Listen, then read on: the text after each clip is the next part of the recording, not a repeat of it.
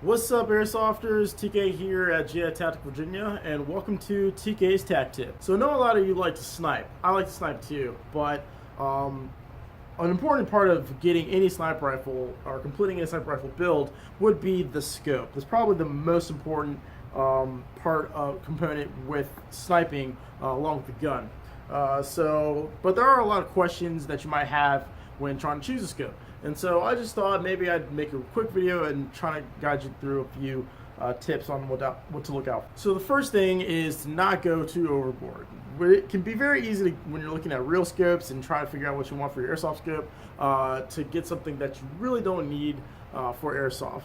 A lot of real steel scopes have like 6 to 8 times zoom power on them, and that's where they start at. That's really not needed for airsoft. If you have something that is that, in fact, it's actually hurtful to your performance, because if you have something that zooms that far, you're actually looking beyond where your BB is going, and you're not actually going to be able to track it properly. So obviously you want to stay away from that.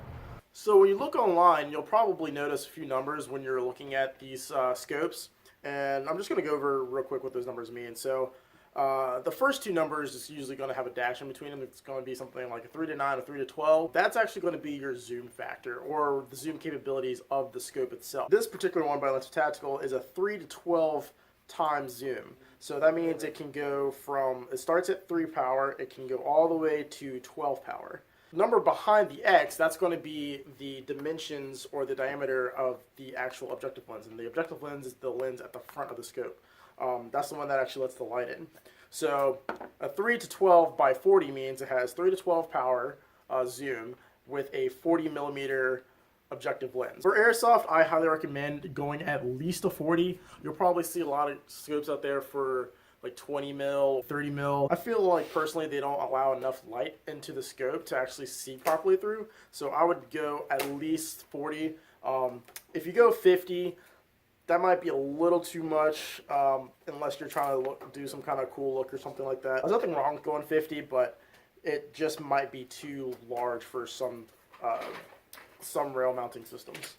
And so yeah, basically that's what those numbers mean. So something you want to look out for when shopping for a scope is seeing if it is nitrogen filled. So nitrogen filling on a scope is going to actually help cut down on fogging issues. So the lenses can actually fog from the inside if humidity or whatever seeps inside there.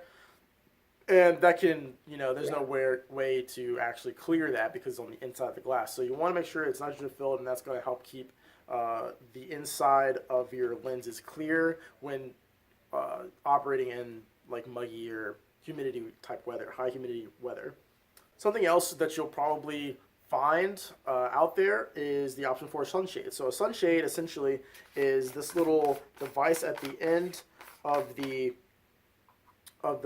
objective lens, and basically it's just a little cylindrical tube that you can screw into the lens base, and all it does is help keep light out of the scope, and that helps you for two reasons. Number one, if you have the light coming into the scope and refracting off when you're actually aiming down range, someone can spot that glint and it actually gives away your position. So you want to eliminate that, obviously. Number two, on the shooter side, when you're looking out and you have that sunlight coming in, that can cause a very bad glare effect, so it can actually hamper your vision. So that's another reason why you might want to go with something like a sunshade. Now, some scopes can't accept a sunshade, but you can home make one by just putting like a mesh cloth netting over it and maybe gluing it down, and that has a similar effect. Well guys, this is going to do it for this video. If you liked it, leave a like. If you have any comments, please let me know below. This was just a basic overview. If you wanted another video for us to do, maybe I can tag team with our in-house snipers and we can get a little bit more broader information towards you guys. But yeah, if you want to know like how to like adjust for parallax and focusing and all that kind of stuff, we can go into that in another video. But this was just kind of a little overview on how to, or what to look for when you're looking for a sniper scope. Thank you guys for watching. I'll see you out there on the field.